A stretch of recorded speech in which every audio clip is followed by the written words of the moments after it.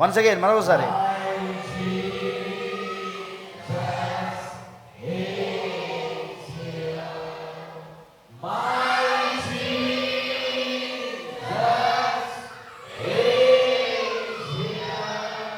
Amen.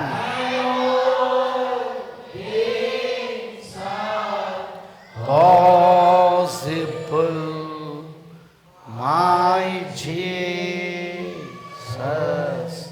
is here. Thank you, Lord. Let us turn to the Bible.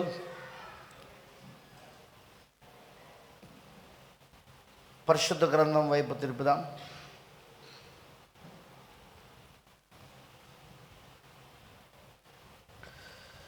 ఎంతమంది దేవుడి వాక్యాన్ని ప్రేమిస్తున్నారు? ఎంతమంది దేవుడి వాక్యాన్ని ప్రేమిస్తున్నారు?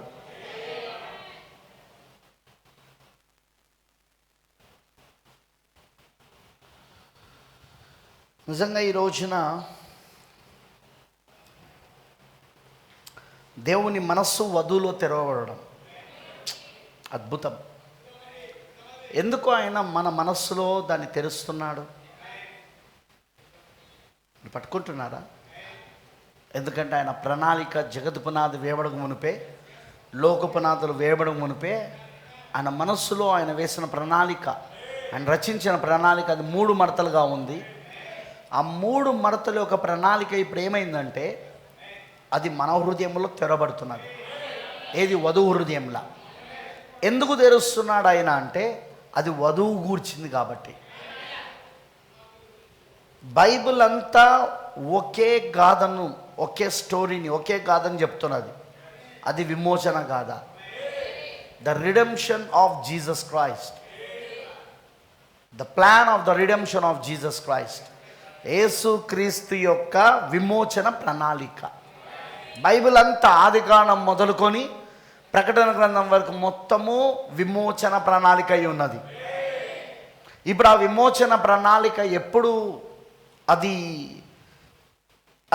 రచించబడిందంటే యేసు క్రీస్తు జగత్తు పునాది వేయబడక మునిపే, లోక పునాదులు వేయబడక మునిపే దేవుని మనస్సులో గొర్రెపిల్లగా వధించబడినప్పుడు. తెలుసుగా, యేసుక్రీస్తు దేవుని కుమారుడు, దేవుని గొర్రెపిల్లగా జగత్ పునాది వేయబడక మునిపే దేవుని మనస్సులో వధించబడ్డాడు. అప్పుడే ఈ ప్రణాళిక అంతా కూడా, ఈ విమోచన ప్రణాళిక అంతా కూడా రచించబడింది. దేవుడు తన మనస్సులోని వెనక భాగంలో ఆయన 3 మడతలుగా దాన్ని దాచి ఉంచాడు. ఆయన ఎంత? 3 మడతలుగా దేవుడు దాన్ని దాచి ఉంచాడు ఆయన. అందుకే ఈ రోజున ప్రేమైన దేవుని పిల్లలారా, ఆ 3 మడతల ఒక మర్మము ఈరోజు వధువు హృదయంలో దేవుడు తెరుస్తున్నాడు. దాని వలన వధువు క్రీస్తు యేసు మనసులోకి రావడానికి మనం ఏం పొందుకుంటామో తెలుసా? ఇప్పుడు క్రీస్తు యేసు మనస్సుని, the mind of Christ. We are receiving the mind of Christ. క్రీస్తు యేసు యొక్క మనస్సును మనం పొందుకుంటాం. మనం ఇప్పుడు అంటే క్రీస్తు ఆలోచనలన్నీ ఇప్పుడు మనలో ఉన్నాయి అన్నమాట. ఆయన ఆలోచనలు ఏవైతే ఆయన కలిగి ఉండేనో జగత్ పునాది వేయబడక మునుపు, లోక పునాదులు వేయబడక మునుపు, ఆ ఆలోచనలన్నీ ఇప్పుడు మనలో ఆయన కుమ్మరించి, మనలో ఇప్పుడు అవి తెరవబడి మనం క్రీస్తు ఆలోచనలను అర్థం చేసుకొని ఆయన ఆలోచనలో, ఏర్పాట్లో, ఎన్నికలో, ఆయన ఆలోచనలో మనమే ఉన్నామని చూపిస్తున్నాడు ఆయన. అంతే కదా, విమోచన పథకం అంతా మన కోసమే వేశాడు. విమోచన ప్రణాళిక, సంకల్పం అంతా మన కోసమే. యేసుక్రీస్తు విమోచకుడుగా మారడానికి కారణం మన కోసమే. ఆయన గొర్రెపిల్లగా విమోచకుడుగా మారి మన కోసమే ఆయన రక్తం చిందించాడు ఆయన. ఆ విషయం నీకు వ్యక్తిగతంగా దేవుడు బయలుపరుస్తున్నాడు. నేను చెప్పినందుకు కాదు, లేదా ప్రవక్త చెప్పినందుకు కాదు, లేదా సండే స్కూల్ టీచర్ చెప్పినందుకు కాదు, లేదా ఇంకెవరో చెప్పినందుకు కాదు. హోలీ గోస్ట్ పరిశుద్ధాత్మ వ్యక్తిగతంగా నీకు దాన్ని బయలుపరుస్తున్నాడు. వాక్యం ఎప్పుడు కూడా వ్యక్తిగతంగా తెరవబడాలి. వ్యక్తిగత ప్రత్యక్షత, వ్యక్తిగత బయలుపాటు, వ్యక్తిగత విశ్వాసము పరిశుద్ధాత్మ ఎప్పుడు వ్యక్తిగతంగా ఇస్తాడు. ఆయన గుంపుగా అస్సలు ఇవ్వడు. ఆయన ఇజ్రాయేలులకైతే గుంపుగా ఇస్తాడు, కానీ అన్యజనుల దగ్గరికి వచ్చినప్పుడు మాత్రం వ్యక్తిగతంగా ఇస్తాడన్నాడు ప్రాఫెట్. సో అందుకే అన్యజనుల దగ్గరకు వచ్చినప్పుడు ఆయన వ్యక్తులతో వ్యవహరిస్తాడు, వ్యక్తిగతంగా ఒక్కొక్క వ్యక్తితో వ్యవహరిస్తాడు ఆయన. పరిశుద్ధాత్మ ఈ లేఖనాలు నీకు వ్యక్తిగతముగా తెరవాలి ఆయన. ఎప్పుడైతే వ్యక్తిగతంగా దాన్ని తెరుస్తాడో ప్రియులారా, అప్పుడు నువ్వు ఎవరువో నీకు అర్థమవుతుంది, నీ పట్ల జరుగుతున్న ప్రణాళిక ఏంటో నీకు అర్థమవుతుంది. ఆ రూపాంతరపరచు దేవుని శక్తి నిన్ను క్రీస్తు రూపములోనికి, క్రీస్తు పోలికలోనికి, అంటే వాక్య రూపంలోనికి, వాక్య పోలికలోనికి నిన్ను మలుస్తూ ఉంటాడు. నీ జీవితంలో జరిగే ప్రతి సంఘటన అది విమోచనకు సంబంధించింది అయి ఉంటుంది, అది విమోచన ప్రణాళికలో ఉంటుంది, అది విమోచన పథకములో ఉంటుంది. అది ఏ మ్యాన్ అని ఏ మ్యాన్ నేను చెప్పే అర్థమవుతున్నదా? అందుకే మనం ఎప్పుడు కూడా దేవుని మర్మం మన హృదయంలో తెరబడినప్పుడు, మన జీవితం ఏంటో మనకు బయలుపరచబడినప్పుడు, ఆ మర్మములో చెప్పబడిన రీతిగా పరిశుద్ధాత్మ మన జీవితాన్ని తన చేతిలోకి తీసుకొని మనల్ని మరలుస్తూ ఉంటాడు. వాక్య రూపములోనికి, వాక్య పోలికలోనికి ఆయన మలుస్తూ ఉంటాడు. అదే ఇప్పుడు జరుగుతాను, వధువులో ఇప్పుడు జరిగేది అదే. ఆమె చివరిగా వాక్యముగా మారిపోతుంది. వాక్యం ఆమెలో పూర్తిగా శరీరధార అవుతుంది, వాక్యం ఆమెలో పూర్తిగా రక్తమాంసములు అవుతుంది. ఆమె చివరిగా వాక్యముగా మారిపోతుంది. ఎందుకు? పెళ్లి కుమారుడు వాక్యము కాబట్టి, పెళ్లి కుమార్తె కూడా వాక్యమై ఉండవలెను. అందుకే ఆమె వాక్యముగా మారినప్పుడు, నేను చెప్పేది అర్థమవుతున్నదా? ఆ వాక్యముగా మారిన ఆమె ఈ భూమిపై నుండి వెళ్ళిపోతుంది, శరీరం మార్పు పొందుకొని వెళ్ళిపోతుంది. ఈ శరీరము భూ సంబంధమైన శరీరం, దీన్ని భూమి ఆకర్షణ ఇక్కడే పట్టి ఉంచుతుంది. కానీ నువ్వు పొందుకోబోయే శరీరం అది భూమి ఆకర్షణకు సంబంధించింది కాదు. ఇది కాలానికి బద్ధమై ఉన్న శరీరం, కాలంలో బంధించబడిన శరీరం. కానీ నువ్వు పొందుకోబోయే శరీరం అది నిత్యత్వానికి సంబంధించింది. కాలము దాన్ని బంధించలేదు, భూమి ఆకర్షణ దానిని ఆపలేదు. మరొక ప్రపంచంలోనికి వెళ్ళకుండా, మరొక పరిమాణంలోనికి వెళ్ళకుండా ఏది నీ ఆపే శక్తి ఉండదు. అప్పుడు దానికోసమే ఇప్పుడు నువ్వు వాక్యంగా మారుతా ఉన్నావు. దానికోసమే నువ్వు దేవుడు నోటి నుండి వచ్చే ప్రతి మాట ద్వారా జీవిస్తున్నావు ఈ రోజున. నేను ఇది కూడా చెప్తున్నా, నీకు నువ్వు జీవించాలంటే కుదరదు. ఆయన పరిశుద్ధాత్మ నిన్ను అలా జీవింపజేయాలా. అలా నిన్ను పరిశుద్ధాత్ముడే నిన్నలా జీవించేటట్లు చెయ్యాలా. నీకు అలాంటి జీవితాన్ని పరిశుద్ధాత్ముడే ఇవ్వాలి. వాక్యానుసరమైన జీవితాన్ని పరిశుద్ధాత్మనే ఇవ్వాలి. అందుకే పౌలు అన్నాడు, బ్రతుకుట క్రీస్తే, చావైతే లాభమే. ఇంకో మాట అంటాడు, ఇక నువ్వు జీవించువాడను నేను కాదు, క్రీస్తు యేసే నాలో జీవిస్తున్నాడు. గుర్తుంచుకోండి, ఆ క్రీస్తు యేసే పరిశుద్ధాత్మనై ఉన్నాడు, బలిష్ఠుడైన దూత అయి ఉన్నాడు. ఆ బలిష్ఠుడైన వేరొక దూత అయి ఉన్నాడు. ఆయనే ఇప్పుడు నీలో జీవించాలి, ఈ వాక్యాన్ని నీలో నెరవేర్పు చేయాలి. అందుకోసం నువ్వు ఏర్పరచబడి ఉండాలి, ఎన్నుకోబడి ఉండాలి. అప్పుడు నువ్వు కొత్త జన్మ పొందుకుంటావు. అప్పుడు నువ్వు పసిబాలుడిగా మారుతావు, చిన్నపిల్లవాడిగా మారుతావు. ఈ మర్మాలు నీకు తెరవబడతాయి. జ్ఞానులకు వివేకులకు మరుగు చేయబడి పసిబాలుడైన నీకు ఇవి తెరవబడతాయి నీ హృదయములో. అప్పుడు నిన్ను వాక్యంగా మారుస్తూ ఉంటాడు ఆయన. అర్థమైందా? అంతవరకు నువ్వు వాక్యముగా మారలేవు. పీపుల్ టుడే, ఈరోజు జనులు అబద్ధాలు ఎక్కువ నమ్ముతారు, నిజాన్ని నమ్మరు, సత్యాన్ని నమ్మరు. అబద్ధాలు ఎందుకు? అది వాళ్ళకు చాలా అనుకూలంగా ఉంటుంది. వాటి అనుకూలమైన బోధలు అవి. అబద్ధాలన్నీ అనుకూలమైన బోధలు. ఈ అనుకూలమైన బోధలన్నీ అబద్ధాలై ఉంటాయి. అందుకే వాళ్ళు ఇలాంటి లోతైన బోధను వినడానికి ఇష్టపడరు. ఏడవ ముద్ర అన్ని ముద్రలను తెరిచింది. Yes, seventh seal has opened all seals, because seventh seal is Jesus Christ, the word. ఏడవ ముద్రనే అన్ని ముద్రలను తెరిచింది. అవునండి, ఏడవ ముద్ర ఎవరో కాదు, యేసుక్రీస్తే, వాక్యమై ఉన్నవాడు ఆయన. అక్కడ 6 ముద్రలు విత్తన రూపములో, మత్తయి సువార్త 24లో విత్తన రూపములో తెరిచాడు. మత్తయి సువార్త 24 అధ్యాయంలో అదెవరు? ఏడవ ముద్రని యేసుక్రీస్తే తెరిచాడు. ఏంటి? దేవుడు తన మనసులో ఉన్న ప్రణాళిక. మీకు అర్థమవుతుందని అన్నది? ప్రియమైన దేవుని పిల్లలారా, ఈ రోజున అందుకే ఏడవ ముద్ర అందరికీ కాదని చెప్పేది.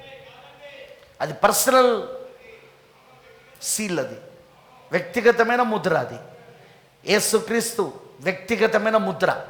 ఏడవ ముద్ర ఎవరంటే యేసుక్రీస్తు, వాక్యం వ్యక్తిగతమైన ముద్ర ఆయన. అందుకే యోహాను సువార్తలో మనం చూస్తే, ప్రకటన మనం చూస్తే మొదటి అధ్యాయంలో ఫస్ట్ వ్యక్తిగతంగా యేసుక్రీస్తు యోహానుకు బయలుపరుచుకున్నాడు. తన దైవత్వాన్ని బయలుపరిచాడా? యేసుక్రీస్తు తన యొక్క దైవత్వమును ముందు వ్యక్తిగతంగా ప్రకటన 1వ అధ్యాయంలో యోహానుకు బయలుపరిచాడా? ప్రొఫెట్ ఏమన్నాడు? ప్రకటన 10తో దాన్ని పోల్చాడు ఆయన. ప్రకటన 10ని ఆయన ప్రకటన 1తో పోలుస్తూ చెప్పాడు ఆయన. ప్రకటన 1లో ఎలాగైతే ఆయన మేఘం ధరించుకొని ఉన్నాడో, ఇక్కడ ప్రకటన 10లో కూడా అలానే వస్తా ఉన్నాడు అన్నాడు ఆయన. అంటే అర్థమేంటిది? ఇప్పుడు ప్రకటన 10 7వ ముద్ర అయితే ప్రకటన 1 కూడా 7వ ముద్ర. ఏంటిది? అది వ్యక్తిగతముగా బయలుపాటు. ప్రకటన 10లో కూడా ఆయన ఎవరికి వ్యక్తిగతంగా బయలుపరచుకోవడానికి వస్తున్నాడు. ఎవరికి అది? 1 ముందు ప్రవక్తకు, 7వ దూతకు. ప్రకటన 10వ అధ్యాయం 7వ వచనంలోన 7వ దూతకు. రెండవది ప్రకటన 10వ అధ్యాయం 8 నుండి 11 వచనాలలో యోహానికి. యోహాను ఎవరికి సాదృశ్యం? సంఘ శాఖలకు కాదు, సంస్థాగత సంఘాలకు కాదు. యోహాను వధువుకి సాదృశ్యం. అంటే వ్యక్తిగతముగా వధువుకి ఆయన బయలుపరుచుకుంటున్నాడు అన్నమాట. మా నాన్న నమ్మినందుకు నేను నమ్ముతున్నా, మా అమ్మ నమ్మినందుకు నేను నమ్ముతున్నా, నా భార్య నమ్మినందుకు నేను నమ్ముతున్నా, నా భర్త నమ్మినందుకు నేను నమ్ముతున్నా. మా పాస్టర్ గారు నమ్ముతాను కాబట్టి నేను నమ్ముతానా? మా పాస్టర్ గారు నమ్ముతాను కాబట్టి. లేకపోతే మా సంఘ పెద్దలు నమ్ముతున్నారు కాబట్టి నేను నమ్ముతున్నా, లేదా మా సంఘం నమ్ముతుంది కాబట్టి నేను నమ్ముతున్నా, మా సండే స్కూల్ టీచర్ నమ్ముతుంది కాబట్టి నేను నమ్ముతున్నా. బురదలో కాలేస్తున్నావు, ఇప్పుడు ఊబిలో ఉన్నావు, ఇప్పుడు నువ్వు కిందికి లావుతుంది అది నిన్ను. నో సార్, ఎవరు నమ్మినా నమ్మకపోయినా దేవుడు నాకు వ్యక్తిగతంగా దాన్ని బయలుపరిచాడు. అందరూ మనల్ని విడిచిపెట్టిన, అందరూ మనకు వ్యతిరేకమైన, నువ్వు ఎప్పుడు నిలబడగలుగుతావు అంటే వ్యక్తిగతంగా దేవుడు దాన్ని బయలుపరిచినప్పుడు. కాదా? వ్యక్తిగతంగా దేవుడు నీకు దాన్ని బయలుపరిచినప్పుడే అందరూ నిన్ను విడిచిపెట్టినా నువ్వు నిలబడగలుగుతావు. అదే ఈరోజు ఉన్న మర్మం. The 7th seal, the greatest mystery, the 7 thunders of God. దేవుని యొక్క 7 ఉరుములు, గొప్ప మర్మము, 7వ ముద్ర, ప్రభు రాకడ, వ్యక్తిగతంగా యేసుక్రీస్తు బయలుపరుచుకొనుట, ఆయన ప్రణాళికను తెరుచుట, నీ మనస్సులో 3 మడతల ప్రణాళిక తెరవబడుట, విమోచన పథకం తెరవబడుట, అదంతా కూడా వ్యక్తిగతంగా దేవుడు చేస్తాడు. అది నీకు వ్యక్తిగతంగా దేవుడు చేయట్లేదంటే నేనేం చేయలేను. ఎందుకో తెలుసా? నేను బోధించే వరకే నా పని. కానీ బోధించిన దానిని పరిశుద్ధాత్మ నీకు వ్యక్తిగతంగా బయలుపరచవలసి ఉన్నది. ఇప్పుడు నువ్వు టేబుల్ వేసుకొని వింటాను, ప్రవక్త పని ఏంటిది? టేబుల్లో బోధించే వరకే. పుస్తకాలు చదువుతున్నావు, ప్రవక్త పని ఏంటిది? పుస్తకాలలో ఆయన బోధించిందే. కానీ నీకు అర్థమవుటట్టు చేసేది ఎవరంటే పరిశుద్ధాత్మ. That is the personal revolution. 7th seal is a personal revelation. Jesus Christ and his bride. యేసుక్రీస్తు ఆయన వధువు. ఎంతమంది తెలుసు? పాత నిబంధన అంతా పెళ్లి కుమారుడు యేసుక్రీస్తును బయలుపరిచింది. పెళ్లి కుమారుడు యేసుక్రీస్తు కోసం ఎదురు చూసింది. పాత నిబంధన అంతా కూడా పెళ్లి కుమారుడు యేసుక్రీస్తు యొక్క ప్రవచనాలు అవి. అదే కొత్త నిబంధన వస్తే పెళ్లి కుమార్తె ప్రవచనాలు అవి. పెళ్లి కుమార్తె కొత్త నిబంధనలో నుండి వస్తుంది. పెళ్లి కుమార్తె కొత్త నిబంధనలో ప్రవచించిన ప్రకారంగా వస్తా ఉన్నది. కొత్త నిబంధన అంతా ఎదురు చూస్తున్నది పెళ్లి కుమార్తె కోసం. పాత నిబంధన అంతా కూడా పెళ్లి కుమారుని కోసం. ఎందుకో తెలుసా? పెళ్లి కుమారుడు వస్తేనే పెళ్లి కుమార్తె వస్తుంది. పెళ్లి కుమారుడు రాకుండా పెళ్లి కుమార్తె ఎట్లా వస్తుంది? ఎందుకంటే పెళ్లి కుమార్తె ఎక్కడుంది? పెళ్లి కుమారుల్లో ఉంది. అబ్బా, యేసుక్రీస్తు పెళ్లి కుమారుల్లో పెళ్లి కుమార్తె ఉన్నది. సిలువలో ఆయన విమోచనలో ఉండగా, ఆయన విమోచన చేస్తుండగా, తన రక్తమును క్రయధనముగా వెలగా చెల్లిస్తుండగా పెళ్లి కుమార్తె ఇప్పుడు జన్మిస్తా ఉన్నది. ఆయన ప్రక్కలో నుండి పెళ్లి కుమార్తె జన్మించబడతా ఉన్నది. ఆయనలో నుండి పెళ్లి కుమార్తె తీయబడతా ఉన్నది. ఆమె ఎలా వచ్చింది? విమోచనలో నుండి వచ్చింది ఆమె. యేసుక్రీస్తు యొక్క విమోచనలో నుండి పెళ్లి కుమార్తె పుట్టింది. పెళ్లి కుమార్తె జన్మించింది. పెళ్లి కుమార్తె వచ్చింది. యేసుక్రీస్తు యొక్క విమోచనలో నుండి. విమోచన ఎక్కడ జరిగింది? సిలువలోనేనా? అయ్యయ్యో, విమోచన సిలువలో జరగలేదా? ఆయన రక్తం కార్చింది ఎక్కడ? అక్కడేగా. ఆయన రక్తమును వెలగా చెల్లించింది అక్కడే కదా. ఆయన రక్తమును క్రయధనముగా, మన పాపములకు క్రయధనముగా వెలగా చెల్లించింది అక్కడే కదా. ఆ విమోచనలో నుండి పుట్టింది ఎవరు? వధువు. అందుకే విమోచన ఎవరిదంటే వధువుది మాత్రమే, పెళ్లి కుమార్తెది మాత్రమే. విమోచన పెళ్లి కుమార్తెకు మాత్రమే. విమోచన పెళ్లి కుమార్తెకు మాత్రమే. గ్లోరీ! నేను చెప్పేది అర్థమవుతున్నదా? దట్స్ వై ఆ కారణాన్ని బట్టే ఈరోజు ఈ విమోచన అందరికీ అర్థం కాదు. ఈ విమోచన పథకం ఇది ఎప్పుడు వేయబడింది? మళ్ళీ జగత్తు పునాది వేయబడకే దేవుని మనస్సులో 3 మడతల మర్మముగా, 3 మడతల ఉద్దేశముగా వేయబడింది. దాన్ని ఇప్పుడు ఆయన దానిలో ఇప్పుడు మొదటి భాగాన్ని నెరవేర్పు చేశాడు. ఇప్పుడు 2వ భాగం నెరవేర్పైతుంది. 2వ భాగము, 3వ భాగం త్వరలో నెరవేర్పు కాబోతుంది. అందులో మొదటిది అయింది ఏకైక మనిషి కుమారుడుగా రావడం. యూదులకు వచ్చాడు, సమ్మెరులకు వచ్చాడు మొదటి రాకల్లో. ఇప్పుడు అన్యజనులకు కూడా వచ్చాడు. మొదటి మడత ఆయన బయలుపరుచుకునే విధానం ఏకైక మనిషి కుమారుడు. ఇంకా వేరే విధానం లేదు. కరెక్టేనా? దేవుడు తన ప్రజలకు బయలుపరచుకోవాలనుకున్నాడు. కానీ అక్కడ 3 జాతుల ప్రజలు ఉన్నాయి. ఎందుకు? నోవాహు దినాలలో జలప్రలయం ద్వారా సమస్త లోకం నాశనం అయిపోతే మిగిలిపోయింది నోవాహు కుటుంబం మాత్రమే. ఆ ఒక్క మనుషుల్లో నుండి ఆ 3 సంతానాలు వచ్చినాయి. షేము, హాము, యాపేతు. షేములో నుండి ఇజ్రాయేలు వచ్చారు, హాములో నుండి అన్యజనులు వచ్చారు, యాపేతులో నుండి సమరులు వచ్చారు. కరెక్టేనా? ఇప్పుడు ఆ ఒక్క మనుషుల్లో నుండి వచ్చిన 3 జాతులకు మొదటి రాకడ మొదటి 2 జాతులకు జరిగింది. షేముకు, యాపేతుకు జరిగింది. అనగా షేములో నుండి వచ్చిన ఇజ్రాయేలుకు, యాపేతులో నుండి వచ్చిన సమరులకు జరిగింది. ఆయన ఏకైక మనిషి కుమారుడుగా బయలుపరుచుకున్నాడు ఆయన అందులో ఉన్న ప్రజలకు. ఇప్పుడు అన్యజనులైన మన ఈ ప్రజలకు ఇప్పుడు 2వ రాకడలో ఏకైక మనిషి కుమారుడిగా 2వ రాకడలో బయలుపరుచుకుంటున్నాడు ఆయన. అక్కడ ఏర్పాట్లో ఉన్న వాళ్ళే దాన్ని నమ్మారు, ఇక్కడ ఏర్పాట్లో ఉన్న వాళ్ళే దాన్ని నమ్ముతారు. కరెక్టేనా కాదా? ఆమేన్, హల్లెలూయా. ఇప్పుడు మొదటి మడత పూర్తిగా విప్పబడిందా? 2వ రాకడతో పూర్తిగా విప్పబడిందా? మొదటి మడత 2వ రాకడతో పూర్తిగా విప్పబడిందా? ఇప్పుడు 2వ రాకడతో అర్థమైందా అని అన్నది అన్యజనులకు బయలుపరుచుకున్న ద్వారా. నెక్స్ట్ ఏంటిది? ఆయన తన వధువులో ప్రథమమైన స్థానాన్ని ప్రధానత్వాన్ని కలిగి ఉండగోరుతాడు. 2వ స్థానం కాదు, 3వ స్థానం కాదు, ఫస్ట్. నీ లోపల ఆయన మొదటి స్థానం కలిగి ఉంటాడు. దాన్ని ఆయన కోరుతున్నాడు ఈ రోజున. ఇప్పుడు అది జరిగిస్తున్నాడా ఆయన? పరిశుద్ధాత్మ ఇప్పుడు మొదటి స్థానమును మన హృదయంలో ఇస్తున్నాడా? మొదటి స్థానం ఏంటిది? వాక్యానికే మొదటి స్థానం. ప్రథమ స్థానం దేవుడు వాక్యానికే, పరిశుద్ధాత్మకే. ఎందుకంటే వాక్యము ఆత్మ ఒకటే కాబట్టి పరిశుద్ధాత్మ వాక్యమునకే మన మొదటి స్థానం. సంఘానికి కాదు, కాపరికి కాదు, సంఘ పెద్దలకు కాదు, విశ్వాసులకు కాదు, ఇంట్లో ఉన్న వాళ్ళకు కాదు. ఎవరికి మరి? దేవుడు వాక్యానికి. ముందు వాక్యం తర్వాతనే ఏదైనా మిగతా అన్ని. ప్రథమ స్థానం దేవుడు వాక్యం.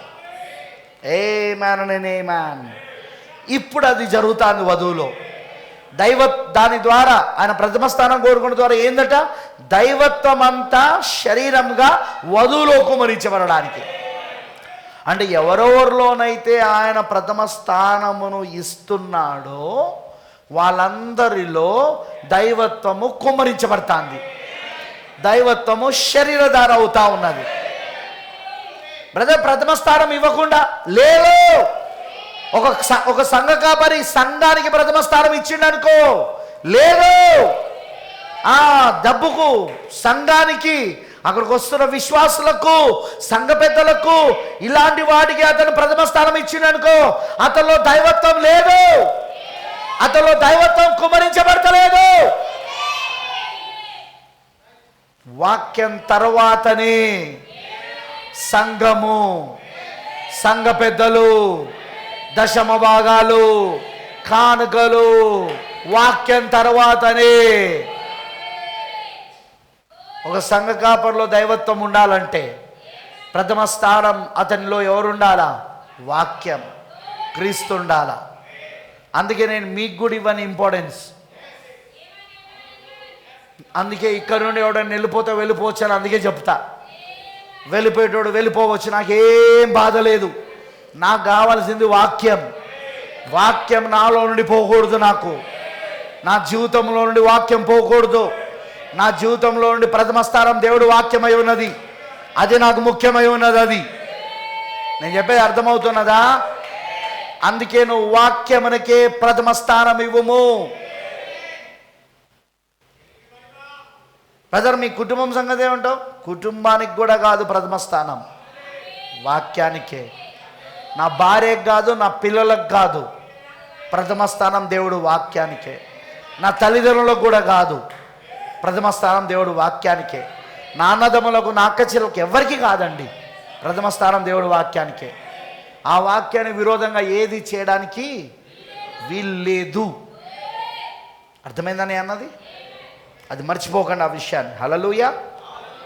ఓకే, మనందరం నిలబడి ఉండగా పరిశుద్ధ గ్రంథంలోకి వెళ్దాం. Once again I want to go to book of Revelation chapter 10. ప్రకటన 10వ అధ్యాయము 1వ వచనం నుండి నేను చదవాలని ఆశిస్తున్నాను. బలిష్ఠుడైన వేరొక దూత పరలోకమును దిగొచ్చుట చూచితిని.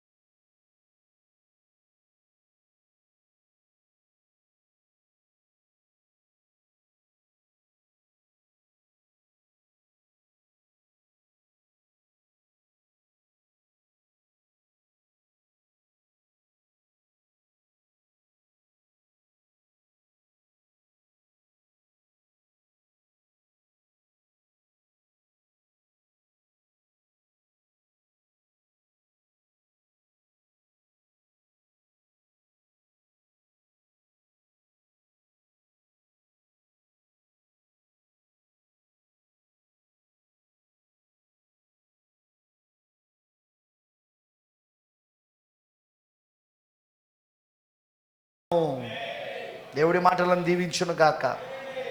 చిన్న ప్రార్థన. ప్రభువా, చదవబడిన ఈ లేఖనమును మాకు విరిచి వడ్డించు దేవా. మేమందరం ఆకలితో దాహముతో వచ్చాము. నీ వాక్యము పట్ల ఆకలి, నీ పరిశుద్ధాత్మ పట్ల దాహము. వాక్యం లేకుండా పరిశుద్ధాత్ముడు రాడు. వాక్యం లేకుండా పరిశుద్ధాత్ముడు రాడు. పరిశుద్ధాత్మ వచ్చాడంటే వాక్యం లేకుండా రాడు. ఆయన వాక్యముతోనే వస్తాడు ఆయన. ఈరోజు అందుకే నీ వాక్యమును మాకు విరిచి వడ్డించమని ప్రార్థిస్తున్నా. ఎందుకంటే పక్షిరాజు పిల్లలుగా ఏకైక మనిషి కుమారుని శరీరం తినుటకు, ఆయన రక్తము త్రావుటకు ఇప్పుడు పరలోకపు స్థలములలో నీ బల్ల యొద్ద మేము కూడుకొని ఉన్నాము. ఇప్పుడు దాన్ని భుజించే కృపను మాకు దయచేయి.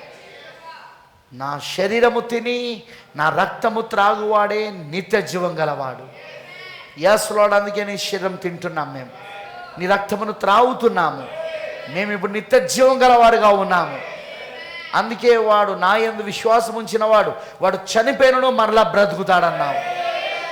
అందుకే ప్రభువా, మాకు మరణం కూడా భయం లేదు. ఎందుకంటే మరణం మాకు ప్రమోషన్ ఇస్తుంది.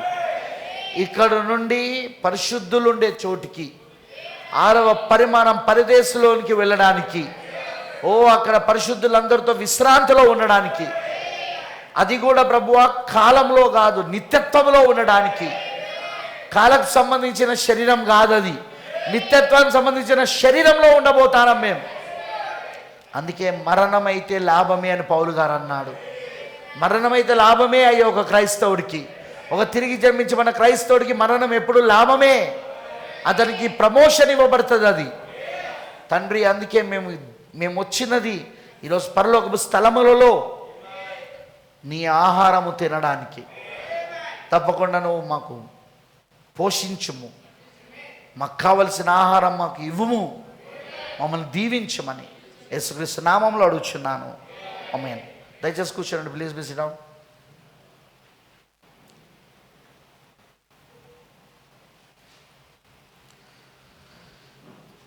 జాగ్రత్తగా దేవుడు ఒక వాక్యమును మీరు వినాలని నేను కోరుతా ఉన్నాను.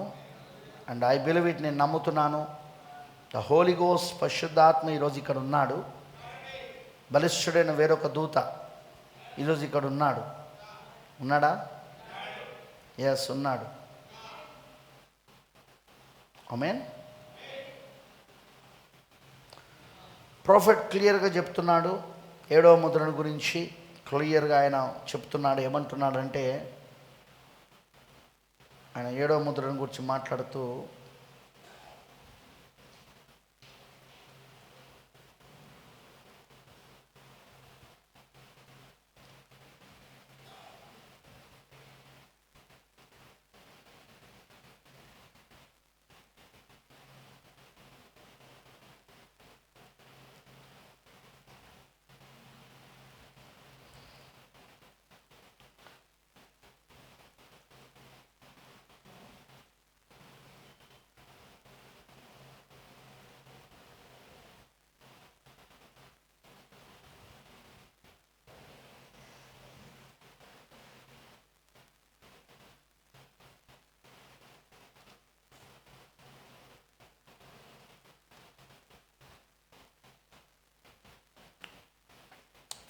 ప్రవక్త 7వ ముద్రలో 77వ పారాగ్రాఫ్లో అంటాడు. 77వ పారాగ్రాఫ్ నుండి చదువుదాం. 76. దేవుని యొక్క గణితముల యందు మీకు నమ్మకం ఉన్నదా? గణితములు అంటే మ్యాథమెటిక్స్. దేవుని యొక్క గణితముల యందు మీకు నమ్మకం ఉన్నదా? సంఘం చెప్పుచున్నది ఆమేన్. మీ గనక నమ్మకం లేనియెడల మీరు వాక్యంలో తప్పిపోయేదరు. మీరు గనక ఒక 4 లేక 6 లేక ఏదో పెట్టుటకు ప్రారంభించినప్పుడు అది వాక్యంలోని లెక్కల ప్రకారం వాక్యక్రమంలో అది లేని ఎడల మీరు ఒక దృశ్యమును పొందేదరు. అట్లుండును. మీరు నిశ్చయముగా తప్పు చేయదురు. ఎందుకనగా దేవుడు ఆయన యొక్క సమస్త వాక్యము లెక్కల ప్రకారంగా క్రమముగా ఉండును. అవునండి, పరిపూర్ణత, అతి పరిపూర్ణత వాక్యములో ఉన్నంత ఖచ్చితంగా పరిపూర్ణంగా మరి ఏ ఇతర సాహిత్యంలో కూడా ఆ విధముగా రాయబడలేదు. ఇప్పుడు 8వ అధ్యాయము 7వ ముద్రలోని దృశ్యమును మాత్రమే బయలుపరచుచున్నది. అదే మనం ప్రకటన 8 చూసినాం కదా. ఏముంది? మొదటి వచనంలో ఏముంది? వినపడతలేదు నాకు. ఆయన 7వ ముద్రను తెరిచినప్పుడు పరలోకములో ఇంచుమించు అరగంట సేపు నిశ్శబ్దమాయ. ప్రాఫెట్ అంటున్నాడు, ఇప్పుడు 8వ అధ్యాయము 7వ ముద్రలోని దృశ్యమును మాత్రమే బయలుపరచుచున్నది. 7వ ముద్రలో ఏమీ బయలుపరచబడలేదు. ఏమీ ఇప్పుడు బయలుపరచబడలేదు. 7వ ముద్రలో అది బయలుపరచబడలేదు. ఇప్పుడు ప్రకటన 7వ అధ్యాయముతో దానికి ఏ సంబంధం లేదు. 8వ అధ్యాయానికి ముందున్న ప్రకటన 7వ అధ్యాయం. అది 7వ ముద్రను బయలుపరచుచున్నదిగా పరిపూర్ణంగా మౌనంగా ఉన్నది. మ్యూట్, మౌనం. ఎందుకంటే ఏముంది అక్కడ? పరలోకంలో ఇంచుమించు అరగంట సేపు నిశ్శబ్దం, అంతే, ఏం లేదు ఇక అక్కడ. మరి నా కనుక సమయం నేడల నేను కొన్ని భాగములను మీకు చూపించుటకు ప్రయత్నించేదను. అక్కడ వెనక ఆదికాండము నుండి 7వ ముద్ర పలకబడుచున్నది. ప్రారంభము నుండి ఆదికాండములో ఈ 7వ ముద్ర. అమ్మనంటారా? ఆదికాండములో ప్రారంభము నుండి ఉన్నది అంటున్నాడు ప్రవక్త. 7 ముద్రలు కాదు, 7వ ముద్రను గురించి మాట్లాడుతున్నాడు. హల్లెలూయా. 7వ ముద్ర ఆదికాండము నుండి పలకబడుతున్నది అని ప్రవక్త చెప్పిన విషయం ఏంటో నేను మీకు ఆల్రెడీ చెప్పిన. నేను ఆ విషయాలన్నీ బోధించిన మన స్పెషల్ మీటింగ్స్లో. Praise the Lord. ఇప్పుడు నేను కొంచెం ముందుకెళ్ళాలనుకుంటున్నాను. అది మీరు జాగ్రత్తగా మీరు గమనించాలని నేను కోరుతా ఉన్నాను. నేనేం చెప్పాలనుకుంటున్నానో దాన్ని మీరు జాగ్రత్తగా గమనించాలని నేను కోరుతా ఉన్నాను. ఆమేన్.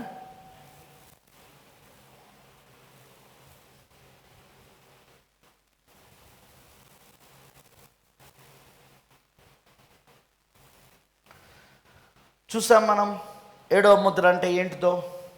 ఆ 7వ ముద్ర చాలా విషయాలు మనం మాట్లాడుకుంటూ వచ్చినాం. మనం ప్రవక్త చాలా విషయాలు చెప్పుకుంటూ వచ్చాడు. అమనంటారా? హల్లెలూయా. మరియు 7 థండర్స్, 7 ఉరుములు. 7 ఉరుములు.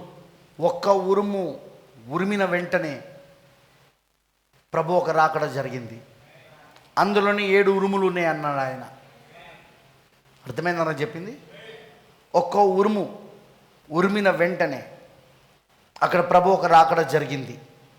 ఆ ప్రభు ఒక రాకడలోనే 7 ఉరుములు ఉన్నాయి. కరెక్ట్గా ప్రకటన 10లో బలిష్ఠుడైన వేరొక దూతగా ప్రభు దిగొస్తుండగానే 7 ఉరుములు వాటి శబ్దములు పలికినాయా లేదా? అమనంటారా? సో 1 థండర్, ఒకటే ఉరుము ఉరిమింది. కానీ ప్రభు ఒక రాకడ జరిగి ఆ ప్రభు రాకడలో 7 ఉరుములు బయలుపరచబడ్డాయి. ఇప్పటికీ ఆ ఒక్క ఉరుము ఏంటో మీకు అర్థమై ఉండాలి. అదే 7వ ఉరుము అయి ఉన్నది. అదే 7వ దూత వర్తమానం అయి ఉన్నది. 7వ ఉరుము 7వ దూత యొక్క వర్తమానం. ఆ 7వ దూత యొక్క వర్తమానంలో అదిగో ప్రభు రాకడ జరుగుతూ ఉన్నది.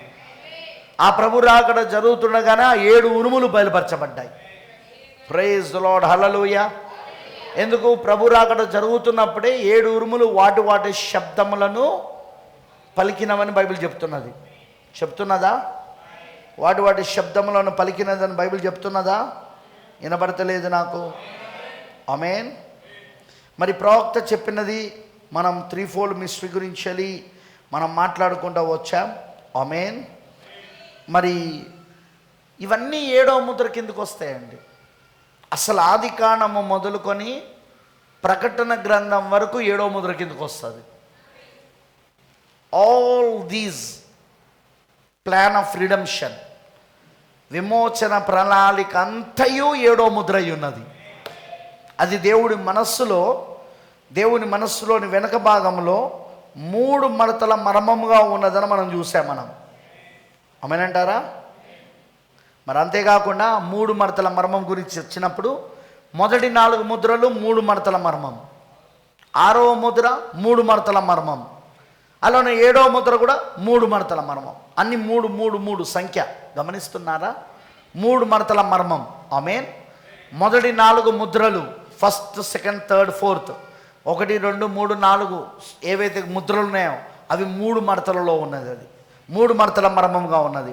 6వ ముద్ర 3 మడతల మర్మముగా, ఏడవ ముద్ర కూడా 3 మడతల మర్మముగా ఉన్నది. ఆమేనంటారా? అవన్నీ మనం చూసుకుంటూ వచ్చినామా? హల్లెలూయా. అవన్నీ ప్రవక్త చెప్పుకుంటూ వచ్చాడా అవన్నీ? ఆమేన్. దాని తర్వాత మనం ఏం చూస్తున్నామంటే నెక్స్ట్ ఆ మొదటి మడత ఏమిటో మనం చూసాం. ఆ మొదటి మడత ఏమిటో కాదు కానీ అదే దైవత్వమును ఆయన తన ప్రజలకు బయలుపరచుకోవాలనుకున్నాడు. God wants to reveal himself.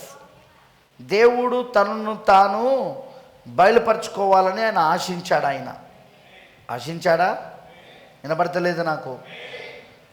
దేవుడు తనను తాను బయలుపరచుకోవాలని ఆశించాడు. కానీ ఆయన గొప్ప యెహోవాగా గొప్ప ఆత్మగా ఉండి ఆయన పని చేయలేడు. ఆయన అందుకే ఆయన ఏం చేశాడు? ఏకైక మనిషి కుమారుడిగా మారాడు. ఆయన క్రీస్తుగా మారాడు, ఏకైక మనిషి కుమారుడిగా. దానికోసము ఆదామవ్వలు పడిపోవాల్సి వచ్చింది. అర్థమైందా నేను చెప్పింది? అదంతా మనం చూసాం.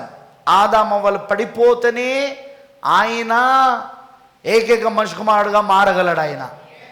ఎందుకంటే ఆదామవ్వలు వాళ్ళు తండ్రిని కలుగున్నారు, సృష్టికర్తను కలుగున్నారు వాళ్ళు. కానీ వాళ్ళకి ఇంకా దేవుడు పూర్తిగా బయలుపరచబడలేదు. ఆయనలో ఉన్న రక్షకుడు, ఆయనలో ఉన్న విమోచకుడు, ఆయనలో ఉన్న స్వస్థపరచువాడు, ఆయనలో ఉన్న అద్భుతాలు ఆశ్చర్యకార్యాలు జరిగించేవాడు, ఇవన్నీ ఆయనలో ఎన్నో గుణలక్షణాలు ఉన్నాయి. అవన్నీ ఆయన తనను తాను మానవ జాతికి బయలుపరచుకోవాలని, తన ప్రజలకు బయలుపరచుకోవాలని ఆయన తన మనస్సులో అనుకున్నాడు. దాని ప్రకారంగానే అదిగో అందుకే ఆదామవ్వలు పాపములో పడినట్లుగా దేవుడు అనుమతించాడు. ఇప్పుడు ఆదామవ్వలు ఎప్పుడైతే పాపములో పడ్డారో అప్పుడు ఆయన తనను తాను వ్యక్తపరచుకునే అవకాశం వచ్చింది. ఇప్పుడు ఆయన ప్రైజ్ ది లార్డ్, హల్లెలూయా. అందుకే అందులో మొదటి మడత మనం ఏం చూస్తున్నామంటే ఆయన క్రీస్తుగా మారడం, అంటే ఏకైక మనిషి కుమారుడుగా మారడం. ఆ ఏకైక మనిషి కుమారుడుగా ఆయన మారడమే ఆయన తనను తాను తన ప్రజలకు బయలుపరచుకోవడం. కానీ అందులో ఆ మొదటి మడతలో మనం ఇంకోటి ఏం చూసామంటే ఆయన మొదటి రాకడ మాత్రమే లేదు, రెండవ రాకడ కూడా ఉంది. ఆ మొదటి మడతలో రెండవ రాకడ కూడా ఉంది. ఎందుకంటే మొదటి మడతలో మనం చూస్తే ఆయన మొదటి రాకడలో ఆయన కేవలం ఇశ్రాయేలులకు సమరయులకు మాత్రమే ఆయన తనను తాను బయలుపరుచుకున్నాడు. ఎలా? ఏకైక మనిషి కుమారుడుగా వచ్చి, క్రీస్తుగా వచ్చి. కరెక్టేనా? అన్యజనులకు వచ్చిండు ఆయన. అన్యజనుల దగ్గరికి క్రీస్తుగా వచ్చాడా? ఏకైక మనిషి కుమారుడుగా వచ్చాడా? ఈ 2000 సంవత్సరాలలో ఆయన రాలేదు. 2000 సంవత్సరాల క్రితము యూదుల దగ్గరికి వచ్చాడు ఆయన, ఇజ్రాయేల్ దగ్గరికి మరియు సమరయుల దగ్గరికి. ఇప్పుడు రెండవ రాకడలో ఆయన మళ్ళా అన్యజనులకు బయలుపరుచుకుంటున్నాడు ఆయన. సో ఇప్పుడు మొదటి మడత పూర్తయిపోయిందా? వినపడతలేదు నాకు. మొదటి మడత పూర్తయిపోయిందా? First fold పూర్తయిపోయిందా? 100% పూర్తయిపోయింది. ఆమేనంటారా? ఇప్పుడు రెండవ మడత చూద్దాం మనం. హల్లెలూయా. రెండవ మడత సంగతి ఏంది? What is the second fold? ఆ 3 మడతలలో మొదటి మడత ఏంటో మనకు అర్థమైంది. రెండవ మడత ఏంటిది ఇప్పుడు చెప్పండి. వధువులో క్రీస్తు ఒక పెళ్లి కుమార్తెలో ప్రధానత్వమును కలుగుండి దాని ద్వారా దైవత్వం అంతా శరీరముగా ఆమెలో కుమ్మరించబడుట. ఒప్పుకుంటారా మీరు? ఒప్పుకుంటారా మీరు? కరెక్టేనా? హల్లెలూయా. దైవత్వం యొక్క సర్వపరిపూర్ణత శరీరముగా ఆయన వధువులో కుమ్మరించడానికి ఆయన చేసిన పని ఏంటి చెప్పండి? ఆయన ప్రధానత్వాన్ని కోరుతా ఉన్నాడు ఆయన. అంటే ఎవరెవరు వాక్యానికి ప్రథమ స్థానం ఇస్తున్నారో వారికి మాత్రమే ఆయన తన దైవత్వానంతా కూడా ఆయన బయలుపరుస్తున్నాడు. ఆయన తన దైవత్వానంతా వారిలో కుమ్మరిస్తున్నాడు. ఆయన వాక్యానికి ప్రథమ స్థానం ఇస్తున్న వారికి మాత్రమే. హల్లెలూయా. దేవుడికి మహిమ కలుగును గాక. ఆమేన్.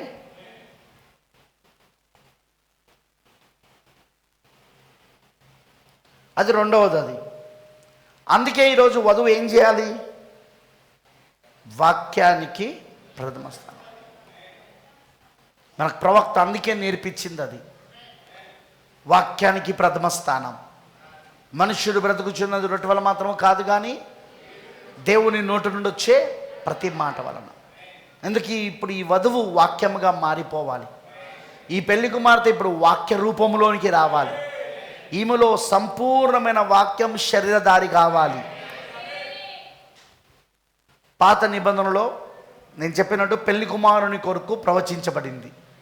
యేసుక్రీస్తు కోసం, పెళ్లి కుమారుని కోసం. కరెక్టేనా? కరెక్ట్గా పాత నిబంధన అంతములో, కొత్త నిబంధన ప్రారంభములో, పాత నిబంధన అంతములో కరెక్ట్గా పెళ్లి కుమారుడు ఆ యేసుక్రీస్తు సంపూర్ణమైన వాక్యం శరీరధారే వచ్చినది. దైవత్వం అంతా శరీరధారే వచ్చినది. ఇక్కడే ఉన్నారా? కొలసి 2:9 ఏలయనగా దైవత్వం యొక్క సర్వ పరిపూర్ణత శరీరముగా క్రీస్తులో నివసిస్తున్నది. ఏకైక మనిషి కుమారుగా వచ్చాడా లేడా ఆయన? క్రీస్తుగా వచ్చాడా లేదా ఆయన? వినపడతలా? ఇప్పుడు ఆయన దైవత్వం అంతా ఎందులో ఉంది? ఇప్పుడు శరీరముగా క్రీస్తులో ఉన్నది. ఇప్పుడు అది మొదటి రాకడా. అది కరెక్టేనా? నేను చెప్పేది అర్థమవుతున్నదా? అది ఎప్పుడు? కరెక్ట్గా పాత నిబంధన ముగింపులో. ఇప్పుడు కొత్త నిబంధన ఎవరి కోసం ప్రవచిస్తున్నది? పెళ్లి కుమార్తె కోసం. పాత నిబంధన పెళ్లి కుమారుడి కోసం అయితే, యేసుక్రీస్తు కోసం అయితే, కొత్త నిబంధన పెళ్లి కుమార్తె శ్రీమతి యేసుక్రీస్తు కోసం ప్రవచిస్తూ ఉంది. సరిగ్గా ఇప్పుడు ఈ కొత్త నిబంధన ముగింపులో మరలా దేవుడు వాక్యము సంపూర్ణంగా పరిపూర్ణంగా వధువులో శరీరధారి కావాలా? అర్థమైన వాళ్ళందరూ ఆమె చెప్పండి. మొదటి రాకడలో అది పాత నిబంధన ముగింపది. మొదటి రాకడ ఏం చెప్పండి? పాత నిబంధన ముగింపు. ఇంతకు పాత నిబంధన ఎవరి కోసం ఎదురు చూస్తుంది? పెళ్లి కుమారుని కోసం, యేసుక్రీస్తు కోసం. పాత నిబంధన అంతా యేసుక్రీస్తు కోసం ప్రవచించింది. యేసుక్రీస్తు పెళ్లి కుమార్తె కోసం. కరెక్టేనా కాదా? పెళ్లి కుమార్తె ఉంది కానీ మర్మముగా ఉంది. పెళ్లి కుమారుని లోపట పెళ్లి కుమార్తె మర్మముగా ఉంది అక్కడ. కానీ ఎప్పుడైతే పెళ్లి కుమారుడు యేసుక్రీస్తు పాత నిబంధన ముగింపులో మొదటి రాకడలో వచ్చాడో, దైవత్వం అంతా శరీరధారి అయి క్రీస్తులో నివసిస్తుంది అక్కడ. ఇప్పుడు కొత్త నిబంధనలో ఎవరు గురించి ప్రవచిస్తుంది? కొత్త నిబంధన పెళ్లి కుమార్తె కోసం. ఎవరు కూర్చండి? వినబడతలేదు నాకు. పెళ్లి కుమార్తె కోసం. సో ఇప్పుడు కొత్త నిబంధన ముగింపులో అంటే రెండవ రాకడలో ఈ పెళ్లి కుమార్తెలో ఏం జరగాలి? రెండవ రాకడలో అదిగో మరలా వాక్యమంతా దైవత్వం అంతా శరీరధారి కావాలి ఈమె లోపట. అర్థమైందని అన్నది? అక్కడ దైవత్వం అంతా శరీరధారి అవ్వడం మొదటి రాకడ. పెళ్లి కుమారుడు యేసుక్రీస్తు పాత నిబంధన ముగింపులో వచ్చిన రాకడ అది. ఇప్పుడు రెండవ రాకడ కొత్త నిబంధన ప్రవచిస్తున్నట్టుగా ఇది పెళ్లి కుమార్తె కోసం ప్రవచిస్తున్నది. అందుకే పెళ్లి కుమార్తె కొత్త నిబంధన ముగింపులో మరలా దైవత్వం అంతా శరీరధారి అయి ఇప్పుడు వధువులో నివసించాలి, పెళ్లి కుమార్తెలో నివసించాలి. అందుకే ప్రవక్త పరిపూర్ణ మానవ స్వరూపం గురించి బోధించాడు. దేని గురించి బోధించాడు? పరిపూర్ణ మానవ స్వరూపము. అమనంటారా? ఆయన ఎందుకు పరిపూర్ణ మానవ స్వరూపం బోధించాడు? స్టాచర్ ఆఫ్ ఎ పర్ఫెక్ట్ మ్యాన్ని. ఎందుకంటే ఇప్పుడు వధువు వస్తుంది అక్కడికి. ఇప్పుడు వధువు ఏమవుతున్నది? Stature of a perfect man. వధువు ఇప్పుడు పరిపూర్ణ మానవ స్వరూపములోనికి వస్తూ ఉన్నది. వాస్తవంగా పరిపూర్ణ మానవ స్వరూపం యేసుక్రీస్తు. ఇప్పుడు యేసుక్రీస్తుకున్న పరిపూర్ణత ఏదైతే ఉందో దానికి సమానమైన పరిపూర్ణత ఇప్పుడు వధువు కూడా వస్తూ ఉన్నది. ఎందుకంటే ఈ వధువు ఎవరంటే యేసుక్రీస్తులో సగభాగం కాబట్టి. అర్థమైందని అన్నది? అందుకే మరలా దైవత్వం ఇప్పుడు ఏమవుతున్నది? పూర్తిగా శరీరధారి అవుతా ఉన్నది ఇప్పుడు ఆమె లోపట. అదే రెండవ రాకడై ఉన్నది. అదే కొత్త నిబంధన ముగింపై ఉన్నది. పాత నిబంధన ముగించింది మొదటి రాకడ, కొత్త నిబంధన ముగించేది రెండవ రాకడ. ఎందుకంటే ఇప్పుడు ఈ పెళ్లి కుమార్తె ఇప్పుడు పరిపూర్ణంగా వచ్చిన తర్వాత దైవత్వము పూర్తిగా శరీరధారి పెళ్లి కుమార్తెలోకి వచ్చాక, ఆమె పూర్తిగా వాక్యంగా మారాక నెక్స్ట్ ఏంటి బ్రదర్? కొనిపోవడమే. ఏంటి చెప్పండి? కొనిపోవడమే. విందులోనికి, పెళ్లి విందులోనికి కొనిపోవడం. పెళ్లి విందు తర్వాత మరలా ఇదే భూమి శుద్ధీకరించబడి 1000 ఏళ్ల పరిపాలన. ఆ పెళ్లి కుమారుడు పెళ్లి కుమార్తె యొక్క హనీమూన్, యేసుక్రీస్తు అయిన భార్య యొక్క హనీమూన్ ఇక్కడ. కరెక్టేనా? అదేంటి? 1000 ఏళ్ల పరిపాలన.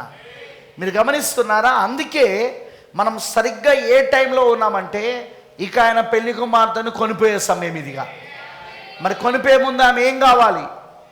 రెండవ మడతలో చెప్పినట్టుగా 7వ ముద్రలోని 3 మడతలలో రెండవ మడతలో చెప్పినట్టుగా ఆమెలో మొదటి స్థానం, ప్రథమ స్థానం దేవుడి వాక్యానికి ఇవ్వబడి, ప్రధానత్వం దేవుడి వాక్యానికి ఇవ్వబడి, దైవత్వం అంతా ఆమెలో శరధారి కావాలా. ఇప్పుడు ఏం చేస్తున్నాడు ఆయన? మన లోపట దైవత్వం అంతా మనలో శరీరధార అవునట్టు చేస్తున్నాడు. వాక్యం మనలో రక్తమాంసములు అవునట్టు చేస్తున్నాడు.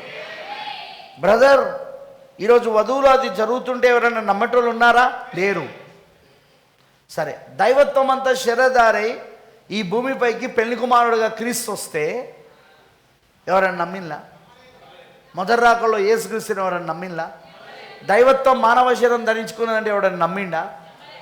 యేసుక్రీస్తును చంపడానికి యూదులకు 2 కారణాలు ఉన్నాయి.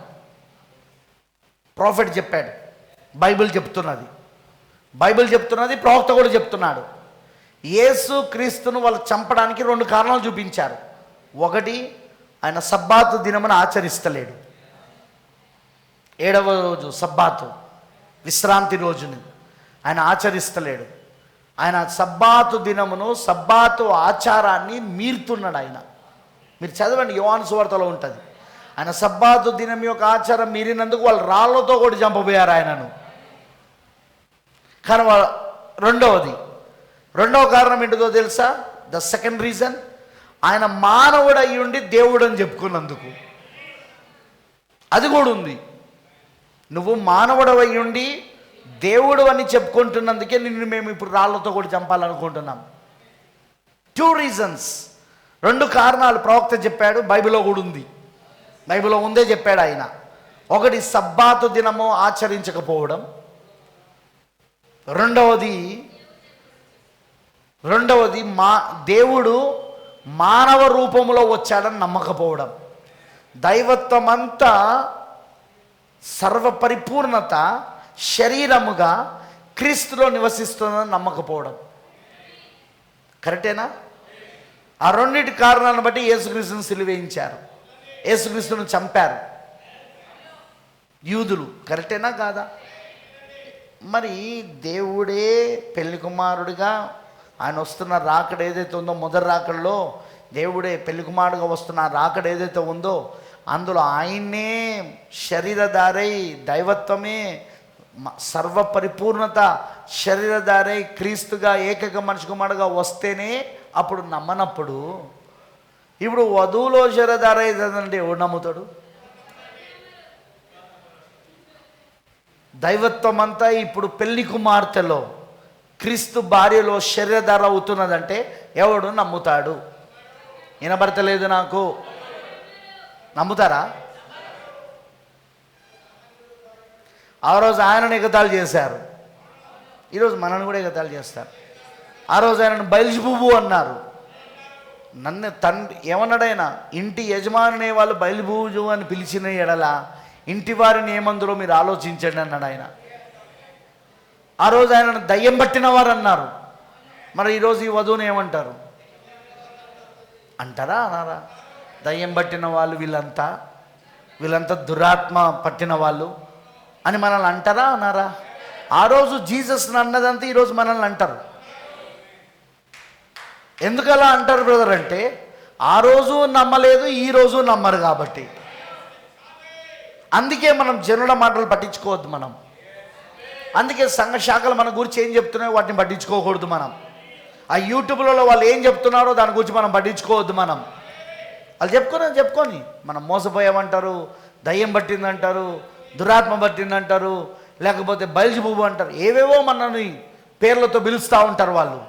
ఏం బాధ లేదు. ఎందుకంటే మొదటి రాకడలో యేసుక్రీస్తు ఎవరు ఆయన అంటే సంపూర్ణమైన వాక్యము దైవత్వం అంతా శరీరధారిగా ఆయనలో నివసించింది. ఇప్పుడు మరలా వధువు ఎవరు, పెళ్లి కుమార్తె ఎవరంటే మరలా సంపూర్ణమైన వాక్యము దైవత్వం అంతా శరీరధారిగా ఇప్పుడు ఈమెలో నివసిస్తున్నది. ఆమెని అన్నప్పుడు ఆయనని అన్నప్పుడు మనల్ని అన్నారా? అర్థమైందా నేను చెప్పింది? లోకం ఆయనను ద్వేషిస్తే మనల్ని కూడా ద్వేషించదా? యేసు అన్నాడుగా, లోకము నన్ను ద్వేషించిన మిమ్మల్ని కూడా ద్వేషించును. ప్రైజ్ ది లార్డ్, హల్లెలూయా. సో అందుకే లోకం ఏమంటుందో మనం పట్టించుకోవద్దు. మనం లోకస్తులు ఏమంటారు, లోకం ఏమంటున్నది, లోకం మన గురించి ఏం మాట్లాడుతుందో అవన్నీ ఏం పట్టించుకోవద్దు మనం. ఎందుకంటే దైవత్వం ఇప్పుడు మనలో శరీరధార అవుతా ఉన్నది. వాక్యం ఇప్పుడు మనలో శరీరధార అవుతా ఉన్నది. దేవుడు మన జీవితాన్ని తన చేతిలోకి తీసుకొని అప్పగించేసుకున్నామా? మన జీవితాన్ని ఆయన చేతిలోనికి సర్వాధికారం ఆయనకి ఇచ్చేసినామా? మన జీవితాలపైన సర్వాధికారం ఆయనకి ఇచ్చేసినామా? మన ప్రవర్తన అంతటిపైన సర్వాధికారం ఆయనకి ఇచ్చేసినామా? ఇచ్చేసిన వాళ్ళే వధువు, ఇచ్చిన వాళ్ళే వధువు. ఎవరు ఇవ్వరో వాళ్ళు ఇంకా వధువు కాదు. వాళ్ళు వధువు అనే పేరుతో ఉన్న వెధవలు వాళ్ళు. సమస్త అధికారమైన వాక్యానికి ఎవరైతే అప్పగిస్తున్నారో, తన పరిశుద్ధాత్మకు ఎవరైతే వాళ్ళ ప్రవర్తన అంతటిపైన అధికారాన్ని అప్పగిస్తున్నారో, వాళ్ళ జీవితాలను అప్పగిస్తున్నారో, ఆయన ఏం చేస్తున్నాడు? ఆ వధువు జీవితాన్ని తీసుకొని ఈ వాక్యం ఏదైతే వధువును గురించి రాయబడి ఉన్నదో అది ఆమెలో నెరవేర్పు చేస్తూ ఉన్నాడు. అది ఆమెలో శరీరధార ఉన్నట్లు చేస్తూ ఉన్నాడు. అది ఆమెలో రక్త మాంసం ఉన్నట్లు చేస్తూ ఉన్నాడు. యాక్చువల్లీ నేను ఇవాళ 3వ మడతకు పోదామనుకున్నా, కానీ టైం లేదు. నెక్స్ట్ చూద్దాం. 3వ మడతకి ఇప్పుడు వెళ్దాం, టైం లేదు. జాగ్రత్తగా వినండి. ఇప్పుడు ఏం జరుగుతుంది? 2వ మడత దేవుని మనస్సులోని వెనక భాగంలో దాగున్న 3 మడతలలోని 2వ మడత ఏంటిది? అది వధువులో ప్రధానత్వాన్ని ఆయన కోరుతూ దాని ద్వారా ఆమెలో దైవత్వం అంతా శరీరధార ఉన్నట్లుగా చేస్తున్నాడు. ఏకైక మనిషి కుమారుని రాకడ అందుకే జరిగింది. అది ముందు ఎవరిలో జరిగింది? ప్రవక్తలో జరిగింది. ప్రవక్త, మీకు తెలుసా ప్రవక్త వధువుకి సాదృశ్యమని? ప్రవక్తకు జరిగిందంతా వధువుకి జరగాలి. దైవత్వం అంతా ప్రవక్తలో శరీరధార అయిందా? దానికి కొన్ని ఉదాహరణలు చెప్పాలా నేను ఆయనే అన్నుటకు? ఇప్పుడు దైవత్వం అంతా యేసుక్రీస్తులో శరీరధార ఉన్నదని బైబిల్ చెప్తాను. బైబిల్లో కొన్ని ఉదాహరణలు ఉన్నాయి ఆయనలో దైవత్వం శరీరధార అయిందనడానికి. ఉన్నాయా? అదే పలకబడిన మాట పరిచర్య. ఆయన పలికినప్పుడు ఏం జరిగిందో మీరు చూశారుగా. ఆయన పలికినప్పుడు 153 గొప్ప చేపలు కలిగినాయా లేవా? రాత్రంతా చోట వెతికిన దొరకని ఒక్క చేప కూడా ఆయన పలికిన వెంటనే ఆ 153 చేపలు సృజించబడ్డాయా లేవా?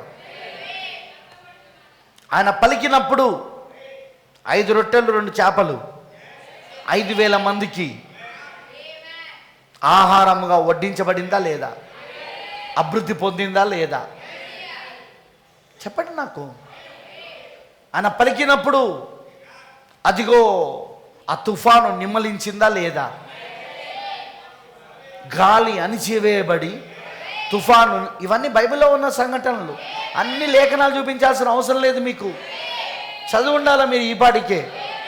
అది ఆయన పలికినప్పుడు జరిగింది. అక్కడ ఇవన్నీ జస్ట్ కొన్ని ఉదాహరణలు మాత్రమే. ఇప్పుడు అదే దైవత్వము మరలా శరీరధారి విలియం బ్రెన్నాం ఎవరంటే వధువుకి సాదృశ్యం. ఇప్పుడు ప్రవక్తకు జరిగేదే వధువుకి జరుగుతుంది. ప్రవక్త వధువుకి సూచన అయి ఉన్నాడు. ఇర్మియా గ్రంథం గుర్తుందా? శత్రువులైన బబులోనులు ఎలా వచ్చి ముట్టడి వేస్తారో, ఎలా వాళ్ళను ఆ గోడలను పగలగొట్టుకొని, ఆ గోడలకు ప్రాకారపు గోడలు ఉన్నాయి కదా యెరూషలేం, ఆ యెరూషలేంలోని చుట్టూన ప్రాకారపు గోడలకు రంధ్రాలు చేసి వాళ్ళు లోబడికి వచ్చి ఎలా వాళ్ళందరినీ చెరలోనికి తీసుకెళ్తాడో తను సూచనగా చూపించాడా లేదా? అలా చూపించమని చెప్పాడా లేదా? తన సొంత ఇంటికి ఆయన కన్నం వేశాడు, ఆయన గోడలకు రంధ్రాలు చేశాడు, ఆయన చేశాడా? అవన్నీ ఇంట్లోనే అన్నీ సదురుకొని ఓ మూట కట్టుకొని తన భుజం పైన పెట్టుకొని ఆ కన్నంలోనే బయటకు వచ్చిండు ఆయన. ఏంది ఇర్మియా, ఏం చేస్తున్నావు, నువ్వేం చెప్పాలనుకుంటున్నావు అంటే, యెహోవాకు సెలవిస్తున్నాడు, నేను నీకు సూచనగా ఉన్నాను, ఇజ్రాయేలైన మీకు నేను సూచనగా ఉన్నాను. ఇదిగో శత్రువులు కూడా ఆ విధముగానే ఈ యెరూషలేము చుట్టూన ప్రాకారపు గోడలను పగలగొట్టుకొని రంధ్రాలు చేసుకొని లోపలికి వస్తారు, మిమ్మల్ని ఈ విధంగానే చెరలోనికి తీసుకెళ్తాడు. A prophet is a sign to the church. ఒక ప్రవక్త ఎప్పుడు కూడా సంఘానికి సూచన అయి ఉన్నాడు. అందుకే ప్రవక్తకు జరిగేది సూచనగా సంఘానికి జరుగుతుంది. అది ఆమెనంటారా? ఇప్పుడు ప్రవక్తలో మూడో ఇడుపు పరిచర్య జరగలేదా? పలకబడిన మాట పరిచర్య జరగలేదా? ఎలా జరిగిందంటే, దైవత్వం ఆయనలో శరదారి కాకుండా, దైవత్వం ఆయనలో శరదారి కాకుండా జరుగుతుందా? ఆయన పలికినప్పుడు చిన్న చేప పునరుద్ధానమే లేచిందా లేదా? ఆయన పలికినప్పుడు కొలరాడోలో వచ్చిన మంచు తుఫాను ఆగిపోయిందా లేదా? వినబడతలేదు నాకు, చెప్పండి నాకు. ఆయన పలికినప్పుడు సిస్టర్ మీడ యొక్క కంతి అదృశ్యం అయిపోయిందా లేదా? స్వస్థత పొందుకుందా లేదా? ఆయన పలికినప్పుడు ఆ యొక్క తేనెటీగలు అవి తిరిగి వాటి గూటిలోనికి ఆయన మాట విని వెళ్ళిపోయినాయా లేవా? ఇప్పుడు ఏదైతే ప్రవక్తకు జరిగిందో అది ప్రవక్త ఎవరికి సాదృశ్యం అంటే వధువుకి. ప్రవక్తలు అది ఎలా జరిగిందంటే, దైవత్వం యొక్క సర్వ పరిపూర్ణత శరీరముగా విలియం బ్రెన్నాంలో నివసించింది. ఇది చాలా చాలా కఠినమైన మాట. చాలామందికి ఏం బోధరా ఇది అంటారు, ఎంటా మెసేజ్ ఓలే, కానీ ఇది నిజం. ఇది ఆదికాండం 18 మళ్ళీ రిపీట్ అయింది. ఆదికాండం 18లో ఎలోహిం ఒక మట్టి శరీరంలో మానవ శరీరంలో వచ్చాడో, అలానే ఇప్పుడు ఎలోహిం లూకా 17:26-30 వచనాల ప్రకారముగా విలియం బ్రెన్నాం అనే మానవ శరీరంలో వచ్చాడు. అది ఎంటా మెసేజ్లో కూడా అర్థం కాదు. అది ఏర్పాట్లో ఉండాలి, ఎన్నికలో ఉండాలి. ఎందుకంటే అది 7వ ముద్రకు సంబంధించింది. అది ఏ మ్యాన్ అనే మ్యాన్, అది పెళ్లి కుమార్తెకు సంబంధించింది. అది ఇప్పుడు ప్రవక్తకి ఏదైతే జరిగిందో ఈరోజు అది వధువుకు జరుగుతుంది. ఇప్పుడు వధువుకి కూడా జరుగుతూ ఉంది.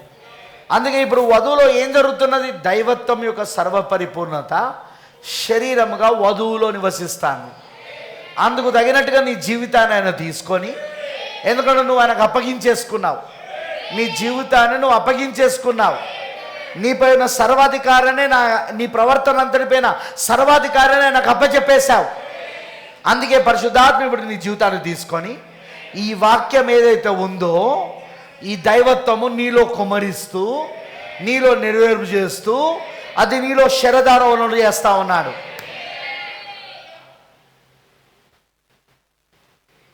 ఒకరోజు ప్రపంచ సంఘముల సమాఖ్య యొక్క ఒత్తిడి రాబోతున్నది. వరల్డ్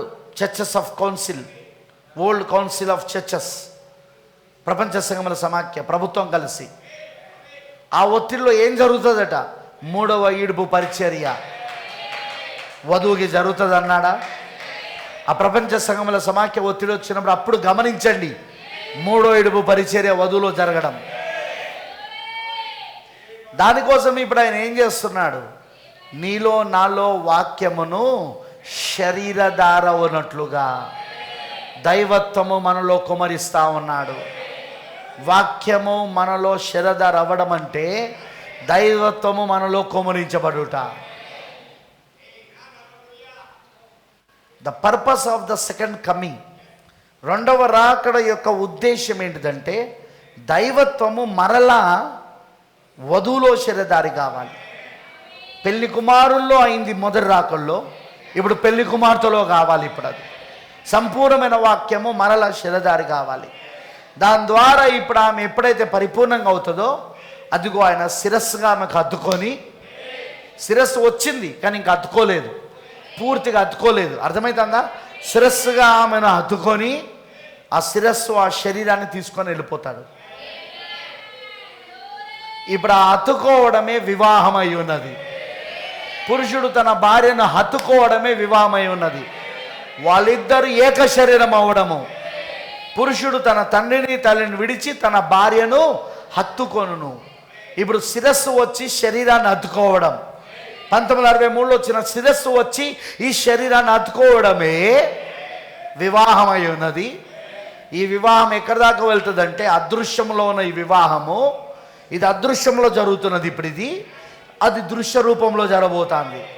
నువ్వు మధ్యాకాశంలో క్రీస్తుని కలుసుకున్నప్పుడు ఆయన మహిమాశరీరంలో వస్తాడు. ఆయన మధ్యాకాశంలోనికి మనము మహిమాశరీరులుగా మారి ఆయనను కలుసుకున్నప్పుడు అది దృశ్య రూపంలో వివాహం. అది ఇక్కడ అదృశ్య రూపంలో మొదలైన వివాహము దృశ్య రూపం దాకా వెళ్ళి ఆ తర్వాత వివాహము అక్కడ ముగించబడి ఆ వివాహములోనే విందు జరగబోతా ఉన్నది.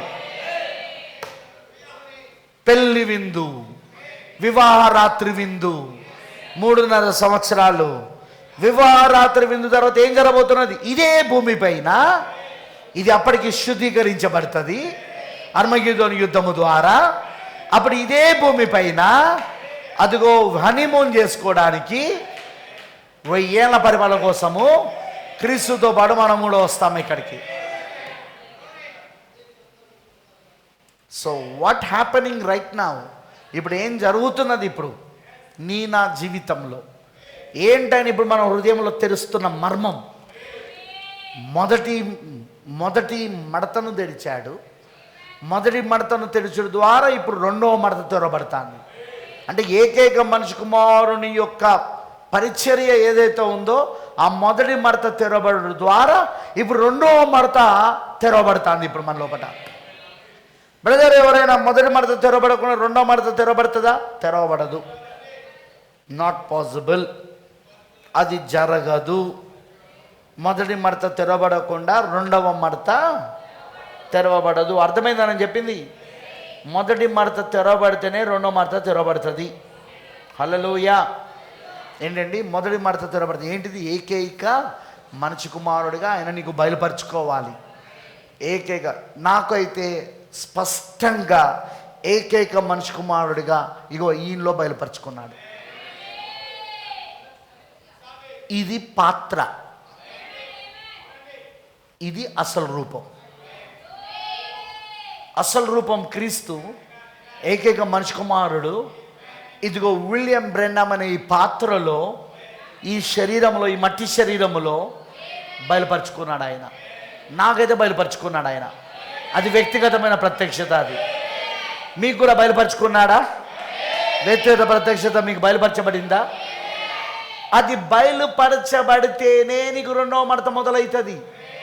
అంటే రెండవ మడత నీకు తెరవబడడం ప్రారంభమవుతుంది. మొదటి మడత నీకు తెరవబడకుండా రెండవ మడత నీకు తెరవబడదు. ఎక్కిందా నేను చెప్పింది? ఇప్పుడు రెండవ మడత ఏంటిది అంటే ప్రధానత్వము, వధువులో ప్రధానత్వం. ఇలా ఎవరెవరిలోనైతే ఆ ఏకైక మనిషి కుమారుని యొక్క బయలుపాటును దేవుడు ఇచ్చాడో అదిగో వారందరిలో క్రీస్తు వాక్యము ప్రథమ స్థానమును కలిగి ఉంటుంది. వారు క్రీస్తుకు ప్రథమ స్థానం ఇవ్వడం మొదలు పెడతారు. ఎందుకు బ్రదర్, ఎందుకు అంటే పాస్టర్ గారు అంటే బ్రదర్ బ్రానమ్ అన్నాడు, ప్రాఫెట్ గారు అన్నారు, దాని ద్వారా దైవత్వం అంతా శరీరధారిగా వధువులో కుమరించబడడానికి, శరీరధారిగా వధువులో నివసించడానికి. ఒక మడతకు ఇంకో మడతకు సంబంధం ఉందా? మడత అంటేనే అర్థం అది. ఫస్ట్ ఫోల్డ్ తెరవబడకుండా నీకు సెకండ్ ఫోల్డ్ ఎట్లా కనబడుతుంది? పైన ఫస్ట్ ఫోల్డ్ తెరిస్తేనే కదా నీకు సెకండ్ ఫోల్డ్ కనబడేది. ఫోల్డ్ అని అందుకే అన్నాడు ఆయన. మడత, మొదటి మడత తెరవబడితేనే కదా అప్పుడు రెండవ మడత తెరవబడేది. మొదటి మడత క్రీస్తుకు రెండవ రాకడ, ఏకైక మనిషి కుమారుని రాకడ, తన ప్రజలకు ఏకైక మనిషి కుమారుడుగా అన్ని జనుల్లో ఉన్న వధువుకి బయలుపరుచుకొనుట. ఇజ్రాయెల్లో ఉన్నవారికి కాదు, సమరలో ఉన్నవారికి కాదు, ఇప్పుడు ఇప్పుడు ఇప్పుడు అన్ని జనులకు. ఇప్పుడు ఇది ఈ సూచన ఎవరిది? అన్ని జనులకు ఇవ్వబడుతున్న సూచన. అన్ని జనుల్లో నుండి ఏర్పరచబడిన వధువు, అన్ని జనుల్లో నుండి ఎన్నుకోబడిన వధువుకి ఆ మొదటి మడత తెరబడతా ఉన్నది. ఏకైక మనిషి కుమారుడుగా రెండవ రాకడలో బయలుపరచబడతా ఉన్నది. అలా ఎవరైతే దాన్ని చూడగలుగుతున్నారో, ఎవరు చూడగలరు? వ్యక్తిగతంగా ఎవరు దాన్ని బయలుపరిస్తే వాళ్ళు. పరిశుద్ధాత్మ వ్యక్తిగతంగా ఎవరికి దాన్ని బయలుపరుస్తాడో వాళ్ళు. మరి వాళ్ళు ఎవరు బ్రదర్? జగద్పునాది వేయబడక మునిపే, లోకపునాదులు వేయబడక మునిపే ఆ మూడు మడతలలో ఉన్నవారు, ఆ గ్రంథములో ఉన్నవారు, ఆ గొర్రెపిల్ల గ్రంథములో ఉన్నవారు, దేవుని మనసులో ఏర్పరచబడిన వారు. వారికి పరిశుద్ధాత్మ దాన్ని బయలుపరిచినప్పుడు అప్పుడు రెండవ మడత మొదలవుతుంది. ఏంటిది అది? ప్రధానత్వం, వధువులో ప్రధానత్వం. ఆ రెండవ రాకడ నమ్ముతున్న వాళ్ళందరూ ప్రధానత్వం, వాక్యానికి ప్రధానత్వం, ఫ్రెండ్షిప్కు కాదు. పాస్టర్ల మధ్యలో ఉండే ఫ్రెండ్షిప్లు కాదు, లేకపోతే చర్చిలో వచ్చే విశ్వాసి ఫ్రెండ్షిప్లు కాదు, బంధువులకు కాదు. ప్రధానత్వం దేవుడు వాక్యానికి, క్రీస్తుకి. ఎందుకు ప్రధానత్వము? ఎందుకు ప్రథమ స్థానం? ఎందుకంటే దైవత్వం అంతా శరీరధారి అవ్వడానికి. ఎవరిలోనైతే ఆయన ప్రధానత్వమును కలుగున్నాడో ఆ వధువులో, ఆ పెళ్లి కుమార్తెలో, ఆ ఏర్పరచబడిన వారిలో, ఆ ఎన్నుకోబడిన వారిలో, ఆ గొర్రెపిల్ల గ్రంథంలో నుండి వచ్చిన వారిలో, మొదటి మడత తెరవబడిన వారిలో ఇప్పుడు ఆయన శరీరధార అవుతా ఉన్నాడు. ఆయన మీకు వీలైతే ఒక మెసేజ్ చదవండి, వీలు చేసుకొని చదవండి. వీలైతే అంటే నా ఉద్దేశం వీలు చేసుకుని. మహోన్నత కళాకాండం. ఇప్పుడు ఆయన ఏం చేస్తున్నాడు? చెక్కుతున్నాడు. ఆ రోజున మైకలాంజెలో మోషే ఒక విగ్రహాన్ని చెక్కాడు, కానీ మోషేలోనికి వెళ్ళలేకపోయాడు.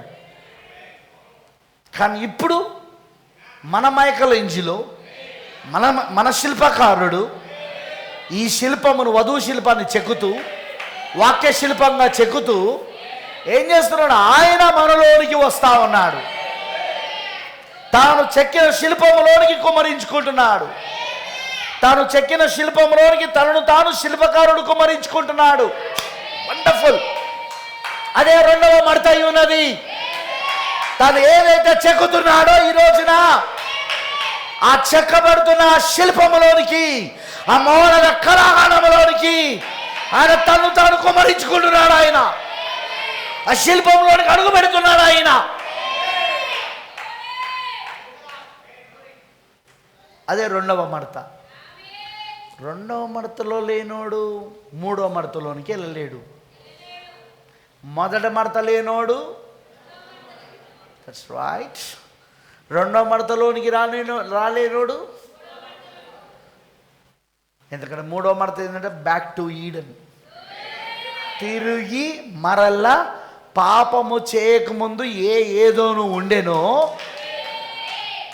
దేవుని ఏదోను ఆదామవ్వలు ఉన్నప్పుడు తిరిగి ఆ ఏదోలోనికి వెళ్ళడం.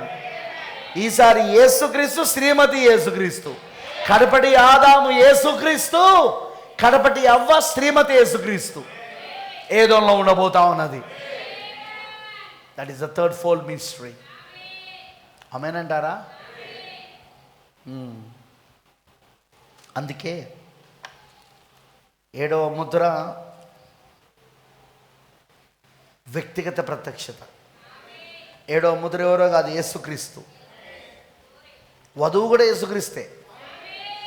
వధువు యేసుక్రీస్తులో భాగం కాదా? ఆమె సగభాగం కాదా? ఐశ్వర్యేశ్వరరాజు ఏమన్నాడు ఎస్తేర్తో, రాణి అని ఎస్తేర్తో, ఈ రాజ్యంలో సగం మటుకు నీకు ఇస్తా. రాణి నువ్వు అడిగితే ఇప్పుడు ఈ రాజ్యంలో నీకు సగం మట్టుకు ఇచ్చేస్తా. ఎందుకు ఆ మాట ఎందుకన్నాడంటావు? ఆయన ఆమెలో భాగమై ఉన్నది, సగభాగమై ఉన్నది. దైవత్వములో మనం భాగం, సగభాగం. అందుకే అక్కడ పరిపూర్ణమైన దైవత్వము శరీరధార అయితే మొదటి రాకల్లో, ఇప్పుడు పరిపూర్ణమైన దైవత్వము యొక్క పరిపూర్ణత ఇప్పుడు వధువులో శరీరధార అయితే రెండవ రాకల్లా. అదే కాన్సెప్ట్ అందరికి అర్థం కాదు. అది ఎందుకంటే అది 7వ ముద్ర. అది తెరబడిన వాళ్ళకే తెరబడుతుంది. పరిశుద్ధాత్మ ఎవరికి తెరుస్తాడో, జ్ఞానులకు వివేకులకి సంగతులు మరుగు చేసి పసిబార్లకు ఆయన బయలుపరుస్తానన్నాడు. వారికే ఇది తెరబడుతుంది. ఆ కొత్త జన్మ పొందుకున్న వాళ్ళకే, ఏర్పాట్లో ఎన్నికలో ఉండి కొత్త జన్మ పొందుకున్న వాళ్ళకే. ఏ మ్యాన్ బ్రదర్, ఉట్టిగా తెరవబడుతుందా? ఉట్టిగా తెరవబడు కాదు, అందులో నువ్వు చూసుకుంటావు, అందులో నిన్ను నువ్వు చూసుకుంటావు. ఏ మ్యాన్, నీ జీవితాన్ని ఎలా చెక్కుతున్నాడు, ఎలా మలుస్తున్నాడు, ఏ విధముగా తాను మలుస్తున్న ఆ శిల్పకారుడే శిల్పిలోనికి రావాలని, ఆ శిల్పంలోనికి రావాలని ఆయన చేస్తున్నాడు ఇదంతా. చివరిగా మహోన్నత కళాఖండం మీ వధువు వాక్య రూపంలోనికి రావడంతో ఏం జరుగుతుంది? అదిగో ఆయన తలరాయిగా తనను తాను ఆమెలో కొమ్మరించుకుంటాడు. ఆయన ఆ చివరి కొమ్మరింపు, ఆ రెండవసారి స్వారీ ఈ మధ్యలోనే త్వరలో జరబోతుంది. ఆ రెండవసారి స్వారీ, ఆ చివరి కొమ్మరింపు, ఇది రెండవసారి స్వారీ. కరెక్టేనా? మొదటి స్వారీ ప్రవక్తలో జరిగింది. ఎంతమంది తెలుసు ఆ విషయం? దైవత్వము పరిపూర్ణంగా శరీరధారైంది ఆయన లోపట. ఇప్పుడు రెండవసారి స్వారీ ఎక్కడ జరగబోతున్నది? ఇప్పుడు వధువులో, పెళ్లి కుమార్తెలో జరగబోతున్నదా? వినపడతలా? మొదటి రాకడలో మొదటి స్వారీ యూదులకు జరిగింది. మళ్ళీ మనం ఎత్తబడిన తర్వాత ఆ ఇద్దరు ప్రవక్తలు వస్తారు కదా, ప్రకటన 11లో ఉన్న ఇద్దరు సాక్షులు, మోషే, ఏలియాలు. అప్పుడు మళ్ళీ రెండవ స్వారీ వాళ్ళకి జరగబోతుంది. అర్థమైందని అన్నది? నేను చెప్పేది అర్థమవుతున్నదా? ఇప్పుడు విలియం బ్రెనామ్లో జరిగింది మొదటి స్వారీ, మన ప్రవక్త విలియం బ్రెనామ్లో. రెండవ స్వారీ ఎక్కడ జరగబోతుంది? ఇప్పుడు వధువులో. ఆ కుంభనింపు వధువుకి రాబోతుంది. విలియం బ్రెనామ్ తలరాయిని పొందుకున్నాడు. ఇప్పుడు రెండవ స్వారీలో వధువు పొందుకోబోతున్నది. మొదటి రాకల్లో తలరాయిని, మొదటి స్వారీలో తలరాయిని ప్రవక్త విలియం బ్రెనామ్ పొందుకున్నాడు. ఇప్పుడు రెండవ స్వారీలో తలరాయిని వధువు పొందుకోబోతున్నది. వండర్ఫుల్. అర్థమైంది అందరికీ? May God bless you. దేవుడు మిమ్మల్ని దీవించును గాక. మీకు అర్థం కాకపోయినా చేసేది ఏం లేదు. Let's pray. ప్రార్థించుకుందాం, ఎందుకంటే ఇవి అర్థమయ్యే విషయాలు కావు ఇవి.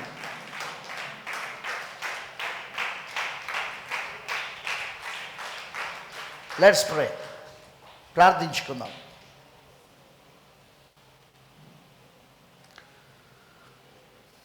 పూర్తిగా దేవునికి సమర్పించుకుందాం. God's mind has been opened in this seventh seal, into the heart of the bride. ఏడవ ముద్ర, ఈ ఏడవ ముద్ర దేవుని మనస్సు ఈ ఏడవ ముద్రలో తెరవబడింది. అది ఏమిటంటే ప్రజల యొక్క మనసులలో, వధువు యొక్క మనసులలో. సమర్పించుకో, అర్పించుకో దేవుడికి. ఇది ఒక మంచి సమయం. దేవునికి అర్పించుకోవడం, సమర్పించుకోవడం మంచి సమయం ఇది. Let's pray. ప్రార్థించుకుందాం, సమర్పించుకుందాం. ఏం చేస్తున్నాడు ఆయన? ఎవరెవరైతే ఆయనకు సమర్పించుకుంటున్నారో, లొంగిపోతున్నారో, మీ ప్రవర్తన అంతటిపైన సర్వాధికారం ఎవరెవరు ఇస్తున్నారో, పరిశుద్ధాత్మ వాళ్ళ జీవితాలను తన చేతిలోనికి తీసుకొని వాక్యమును వాళ్ళు శిరధార ఉన్నట్లు చెక్కుతా ఉన్నాడు ఆయన. క్రీస్తు రూపంలోనికి, క్రీస్తు పోలికలోనికి, వాక్య రూపంలోనికి, వాక్య పోలికలోనికి చెక్కుతా ఉన్నాడు ఇప్పుడు ఆయన. శిల్పకారుడు ఈ శిల్పమును చెక్కుతున్నాడు, శిల్పి శిల్పమును చెక్కుతున్నాడు, మహోన్నత కళాఖండమును తయారు చేస్తున్నాడు. ఎందుకు? తయారు చేసిన మహోన్నత కళాఖండంలోనికి రావడానికి. ఆ తయారు చేయబడిన మహోన్నత కళాఖండంలోనికి ఆ శిల్పియే వచ్చి నివసించాలనుకుంటున్నాడు, ఆ క్రీస్తే వచ్చి నివసించాలని. సమర్పించుకో, అర్పించుకో, పూర్ణ అధికారం దేవుడికి ఇవ్వు. Let's pray. ప్రభు అయిన దేవ, సర్వశక్తిమంతుడా, కృపామయుడైన తండ్రి, నీకు స్తోత్రాలు.